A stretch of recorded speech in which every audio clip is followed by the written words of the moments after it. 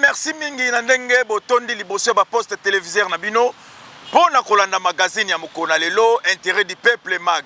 Merci na confiance au bopesa rabiso kasi to fongola magazine na lelo na ba elema oyo.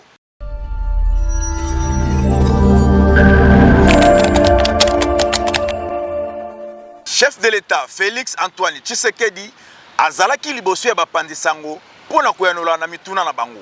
Commentaire ya Alfred Boutano. Na nzela ya briefing oyo ezalaki organisé jeudi na ministère ya média na nzela ya Patrick Mouyaya. Chef de l'État congolais Félix Antoine Tshisekedi a répondaki na ba question nyonso ya bapandisango oyo etiamaki na disposition na ye. Na oyo etali politique chef de l'État congolais alobelaki mosala ya informateur oyo autaki ko désigner pona ko identifier majorité na Assemblée nationale liboso na ye ko pona premier ministre ya sika oyo akokamba gouvernement na mikolo ezali koya. Na réponse na ye Félix Antoine Tshisekedi atalisaki na bapandisango ke azali prêt ya ko pona premier ministre une fois que misala ya informateur esili pe ati na disposition na ye rapport ya misala yango. Pona oyo etali justice mokonzi ya mboka ayanolaki na motuna ya bapandisango pona koyeba kosenga na ye ameka kotala problème ya Stanis Bujakira moko ya bapandisango oyo akangama kino lelo sans que azala jugé. Chef de l'État atalisaki regret na ye na kotala lolenge justice ya Congo ezali kotambola pe atalisaki na bapandisango ke akoyeba bongo na kosimpliquer na dossier yango pour que Stanis Bujakira azala libéré na mikolo ezali koya. Na suka ya communication na ye pati atalisaki posa ya komona bilenge kokamba mboka oyo na mikolo ezali koya pona koyeba bongo na ko changer pe ko trouver ba solution na ba problème nyonso oyo ezali kokomi la République démocratique du Congo.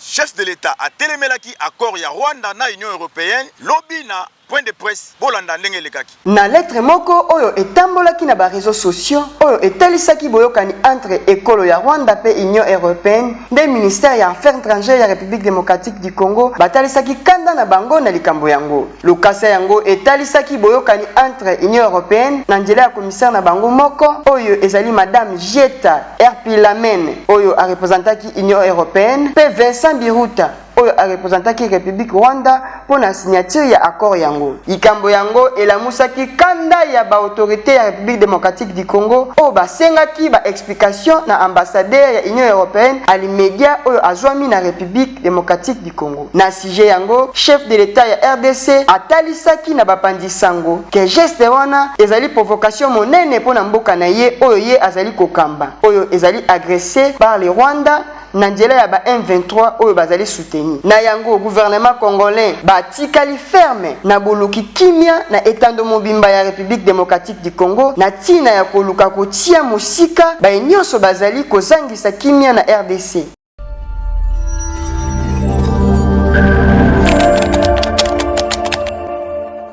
Augustin Kabuya asalaki bilan ya mi-parcours na ye après 2 semaines ya consultation. Bolanda na reportage oyo. Na bilan na ye ya mi-parcours na cadre ya mosala na ye lokola informateur Augustin Kabuya ayambaki bakambi ya ba parti politique to pe ba plateforme misusu lokola Matata Ponyo, LGD, Adolphe Muzitu ya Nouvel Élan, Vital Kamerhe ya INC, Premier ministre oyo awuti kobima Jean-Michel Samalukonde, Fifi Masuka la gouverneur ya Lualaba, Constant Mutamba ya Dipro, Modeste Bahati ya FDC et allié, Jantini Ngobila ya ACP et allié, Didier Boudimbu ya AVC, Christophe Mbosso, président du bureau d'âge ya Assemblée nationale, la mère Mende, Augustin Kibasa ya IDPS et allié, Pius Mwabilu ya CNC, Jean-Pierre Bemba, président ya MLC et allié, Peto Suka Kakawana. Simana Bango kozwa lokasa ya informateur, Ensemble pour la République ya Moïse Katumbi, batalisaki ke bazali intéressé te na ba consultation oyo kasi batikali ouvert na ba discussion na gouvernement na oyo etali libération na ba membre na bango oyo bakangami na régime ya président Félix Antoine Tshisekedi Tshilombo na 5 ans oyo euti koleka. Na yango Augustin Kabuya azali kokoba mosala na ye na 2 semaines oyo etikali pona ko dégager majorité na Assemblée nationale. Liboso na ye kotia gouvernement ya sika oyo ekokambama na Guazora ya sika oyo chef de l'État azali koluka. Yango biso magazine intérêt du peuple totombeli mosala malamu na mwana mboka Augustin Kabuya pona tâche oyo ya monene epesameli na chef de l'État na souci ya koluka kotia gouvernement oyo ekosunga mokonzi ya mboka na koyeba bongo na ko réussir deuxième mandat na ye avec succès.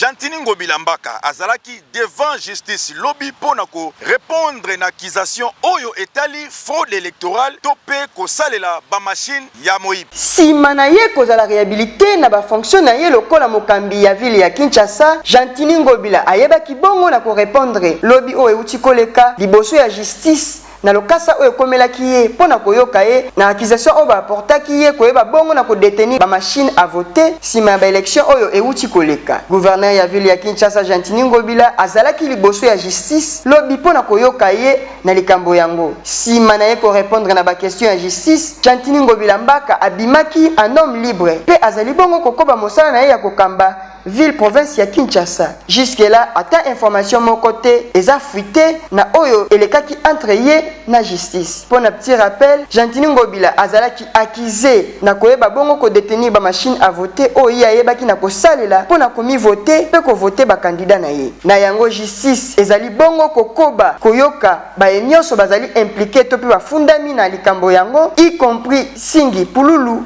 oyo yepe akozala entendu lelo sima ya misusu oyo batangamaki pona dossier yango. Talati na magazine Intérêt du Peuple tozali kolandela dossier oyo tina suka.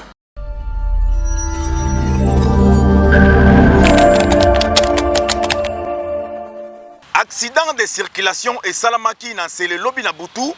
3 personnes bakufi bolanda ndenge elekaki. Awa tozali na boulevard Lumumba na commune ya Nsele plus précisément na quartier Badara. Mutuka oyo bomoni epanzani boye esalaki accident na butu ya jeudi. Selon ba explication ya ba témoin, chauffeur oyo autaki côté ya Nsele na vitesse ya makasi amemaki 2 personnes y compris Yemoko pe ayaki komi beta na poto ya mwinda éclairage public. Pe bango nyonso misatu ba panzani sur place. Boyoka ndenge population ba explikaki.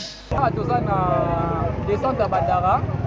Donc la descente à Badara, c'est Badara na Mikondo. Bon, le problème c'est que l'accident est salami. C'est à tout mutu moto ou bien là au moins aboité. Adalaki Yemoko. Mutuka ya suka oya dévié da mutuka na marque. Marque na kumbaka Toyota marque Kluger. Toyota na camp na camp français na Harare.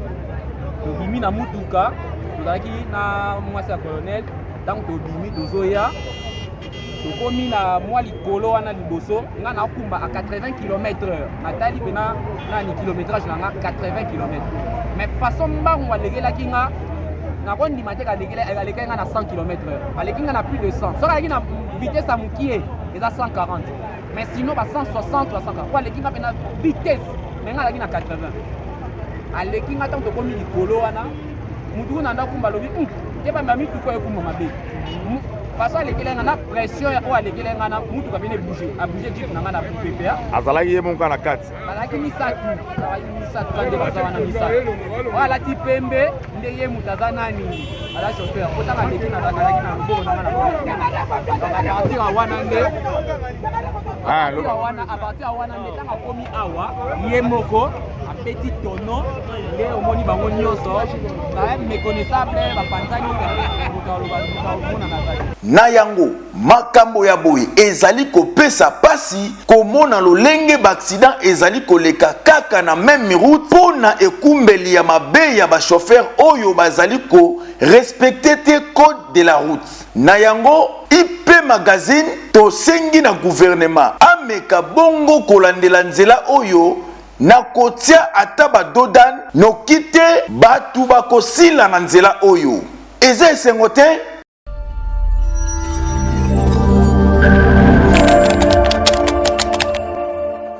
Tokomi na tango ya rubrique na biso tokolobela lelo babongiseli biso nini tolanda.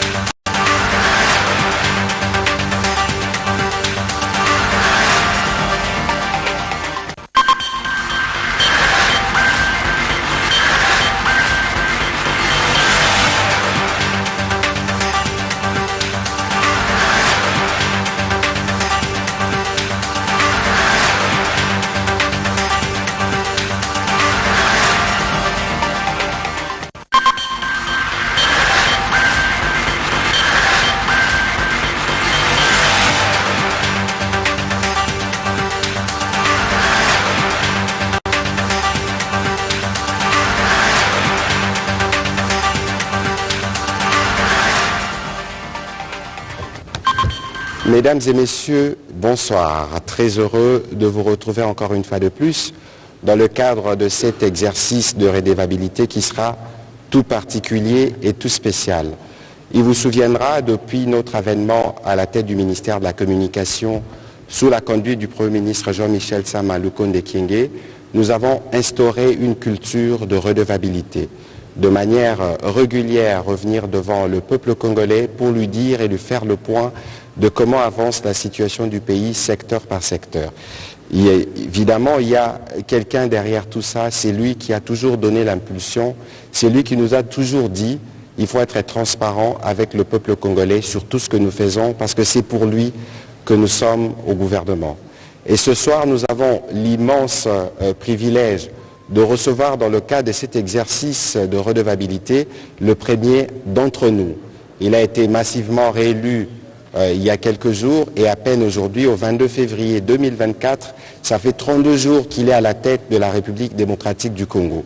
Fidèle et conforme à sa tradition, d'abord du respect de la volonté du peuple, mais aussi d'humilité, le président de la République a accepté de participer à cet exercice de redevabilité qui sera en réalité sa première prise de parole depuis son investiture et il va s'adresser devant la presse quinoise ou la presse nationale représentée à Kinshasa, mais à travers les médias à tous les Congolais. Il y a évidemment beaucoup de questions, je ne pourrai pas aller dans le détail, je voudrais inviter le président de la République à nous rejoindre dans cette salle.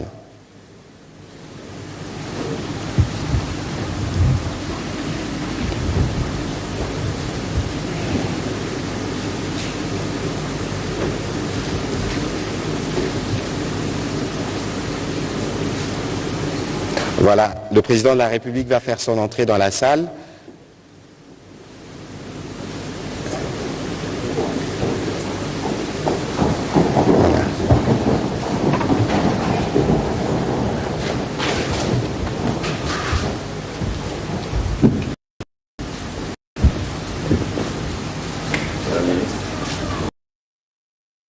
Voilà.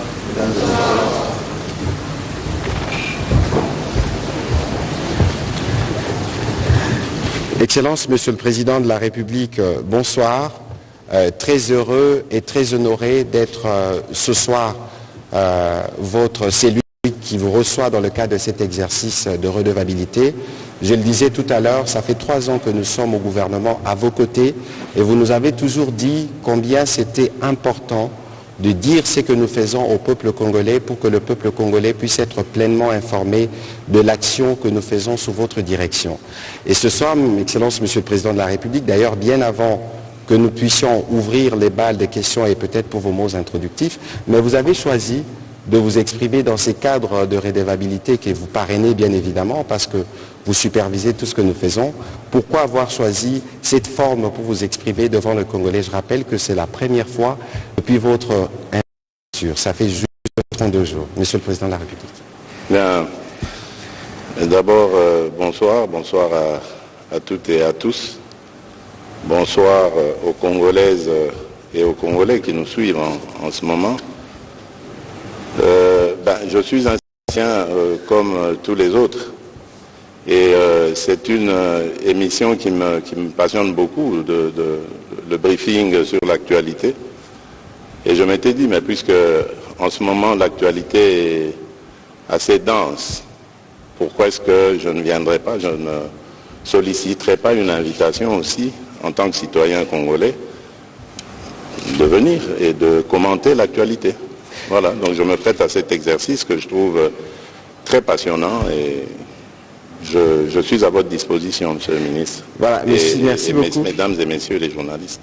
Merci beaucoup, Monsieur le Président de la République, de vous prêter à cet exercice. Vous pouvez que dans cet exercice, on est parfois cru, parfois brutal, parce qu'il faut aborder les questions dans leur profondeur, mais bien avant, nous avons un rituel, Excellence, Monsieur le Président de la République. Vous revenez fraîchement d'Addis Abeba, qui était votre premier voyage en tant que président nouvellement investi. Il y a la situation de l'Est, mais il y a la situation économique. Le jour de votre investiture, vous avez annoncé 7 milliards pour les routes. Avant d'entrer dans les vifs du sujet, Monsieur le Président de la République, 32 jours après votre prise des fonctions, dans quel état êtes-vous? Je brûle assez d'impatience de pouvoir bien démarrer et donc d'avoir la stabilité de nos institutions. Vous savez que pour le moment, que ce soit pour le gouvernement ou pour les deux chambres, et même pour les assemblées provinciales, tout est en gestation. C'est normal, c'est la Constitution qui le veut ainsi. Je trouve que c'est beaucoup de temps qu'on fait perdre à la République. Il faudrait peut-être réfléchir sur des réformes à apporter pour que ce soit un peu plus rapide, limpide et que l'on puisse très vite commencer le travail dès que les élections sont passées. Mais qu'à cela ne tienne, nous sommes très attentifs sur ce qui se passe et nous attendons impatiemment de pouvoir commencer. Donc je suis dans cet état d'esprit-là. Alors, nous allons commencer à entrer dans les vifs du sujet. Vous êtes ferme, déterminé, nous l'avons vu au cours de votre dernière participation au sommet d'Addis Abeba. Je pense que c'est par là que nous avons commencé notre série de questions avec M. Michel Moussé-Mediawe.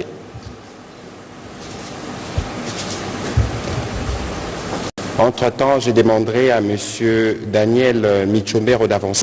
Ça, nous allons faire une économie de temps. Je serai un peu plus strict ce soir parce que vous savez que nous avons le privilège d'avoir le président de la République et que beaucoup de journalistes voudraient poser des questions. On va faire un effort pour être court, bref et précis pour permettre au président de la République de répondre au maximum des questions. Monsieur Michel Moussé-Mediawe, vous avez la parole. Merci, Excellence, Monsieur le Président de la République. Quoique n'ayant pas été mandaté par nos confrères, je me permets de vous dire quand même merci pour l'honneur que vous nous faites. C'est un grand moment pour la presse congolaise. Ma question, c'est, on vous a vu à la 37e session ordinaire du sommet de l'OUA, de l'Union africaine, excusez-moi. Vous étiez là comme un général qui est allé au front. Et nous avons décrypté certaines de vos attitudes, notamment ce regard que vous avez jeté en direction des compatriotes qui ont déroulé ce visuel, qui a maintenant une valeur universelle, à mon avis. Deuxièmement, ce grand sourire qui a accompagné ce regard, cela nous a donné l'impression que vous êtes un général qui a gagné une bataille et qui a ramené des trophées. Ma question est de savoir quels sont les trophées que vous nous avez ramenés et combien en reste-t-il? Merci, Excellence, Monsieur le Président. Très bien, très bonne question. Oui, d'abord des trophées diplomatiques. J'ai vraiment le plaisir de vous annoncer que la République démocratique du Congo, pour la première fois de son histoire, fera partie de la Commission paix et sécurité de l'Union africaine. C'est très important. Et aussi, pour la première fois depuis très très longtemps, nous allons pouvoir, et c'est confirmé maintenant, ça a été endossé par l'Union africaine, nous allons pouvoir faire partie du Conseil de sécurité des Nations Unies dans l'exercice 2026-2028. Ça, c'est aussi de l'acquis. La République démocratique du Congo est candidate aussi à la Commission des droits de l'homme des Nations Unies de Genève. Donc là, le travail diplomatique continue. Et sur le plan sécuritaire, nous avons eu beaucoup de discussions en bilatéral, en multilatéral. Les unes ont été positives, comme les rencontres que j'ai eues en bilatéral avec le chef d'État du Sud-Soudan, qui est aujourd'hui le président en exercice de la communauté est-africaine, en multilatéral avec les présidents sud-africains et burundais. J'oubliais le Zambien, mais ça c'était plus pour l'aspect économique et aussi quelque peu sécuritaire, parce que vous savez que nous partageons une frontière commune avec la Zambie, mais l'accent était plus mis sur le projet du corridor de Lobito. Sur le plan sécuritaire, malheureusement, la réunion demandé ou convoqué par le président João Lourenço et qui nous mettait aux prises avec nos agresseurs.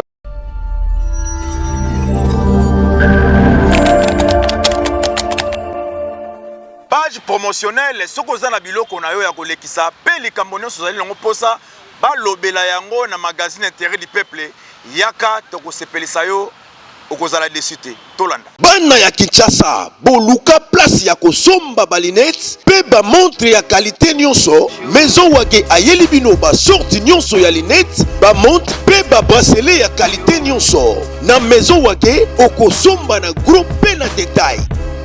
Solo pour la cause linette ya qualité yaka na zandu awa na montre ba bracelet yo mama yo papa o yebi ko lata ozana ku tala maison ko kozwa biloko ezali nde maison wage. Bon awa eza maison na biso toteka ba linette na ba montre qualité na qualité na ba linette qualité na qualité tozana itaga awa en face à l'église catholique, Itaga Saïsis, Itaga Prince Kasabugu.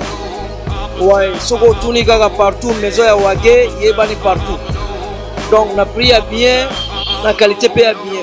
Qualité nyoso ezali, qualité na qualité. Bon, bino nyoso boya, to benyi nyoso. Oya se oya likolo oya katikati tozo benga partout. Et boya ebele, merci. Maison Wage ezwami na avenue Itaga numéro 106 commune ya Kinshasa croisement Prince Kasavubu na avenue Itaga en face ya paroisse Saint-André. Pour osomba linette pe montre ya qualité benga Maison Wage na numéro oyo plus 243 85 30 16 412 na Maison Wage somba po osepela.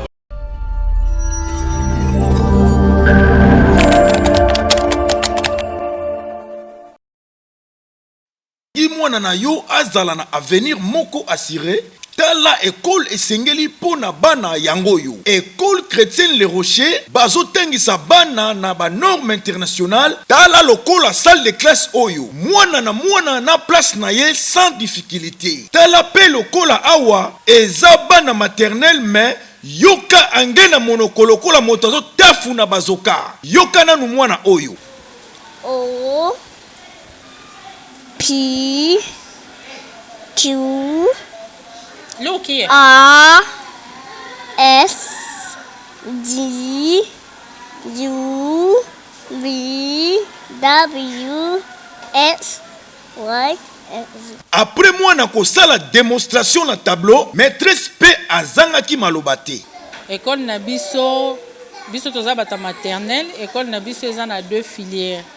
Filière francophone na filière anglophone. Biso toza na filière anglophone et puis awa toza na classe multigrade. Donc toza na première maternelle, deuxième maternelle et puis troisième maternelle. Na filière na biso awa totangisaka kaka na anglais.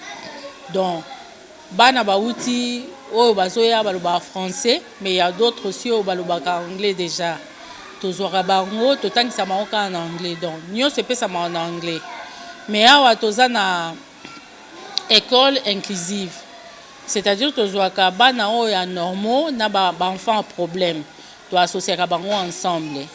Vraiment eza avantageux na conseiller bino boya parce que bana oyo baza na problème bazo s'adapter. Donc bazo baninga na bango na baninga oyo normal vraiment bazo s'adapter. Et puis ndenge totangisaka bango ba enfant problème bano bazaka na difficulté te o ba comprendra facilement. Ba totangisaka bango so basali exercice ba oyo ya difficulté tozwaka bango pe après à côté tolandeli bango. Vraiment nazo sala interpellation na ba parents nyonso ba mema bana même ba enfant problème quel que soit les autistes, les trisomies 21 bomemi bango awa vraiment barozala na éducation mora bien. C'est ce qui fait notre différence. Bana o bauti na français, bazo koka koloba anglais, bazo tanga na anglais, bazo comprendre parce que eza facilité kozwa mwana o uti na francophone koko misé anglophone. C'est vraiment difficile mais avec les enfants la compréhension est vraiment facile. Tobo Sanate, école chrétienne Le Rocher, a bongisa pe cuisine pour na bana na récréation, pas question ya kokende ko lia biliele na libanda. Ba cuisinière qualifiée pour na kolambela bana pe kolesa bango. Bana balia en école na biso bana ba maka récré 2 fois. Ba maka récré na 10h, ba maka récré na 12h. Moni o biloko to lamba super biloko ya deuxième récré. Na yango ba parents bota la place ya kotangisa bana yango yo école chrétienne Le Rocher eser na mukuse pour na intérêt ya bana tokoloba magazine na biso mokona lelo soki bo sepela ki bo pesa merci na monsieur Alfred Butandu azalaki bongo na sima ya caméra édition ezalaki ya Kevin Mvundi na montage tozalaki bongo na Manassé kuna to bosani te tozalaki bongo na Agnès Perut.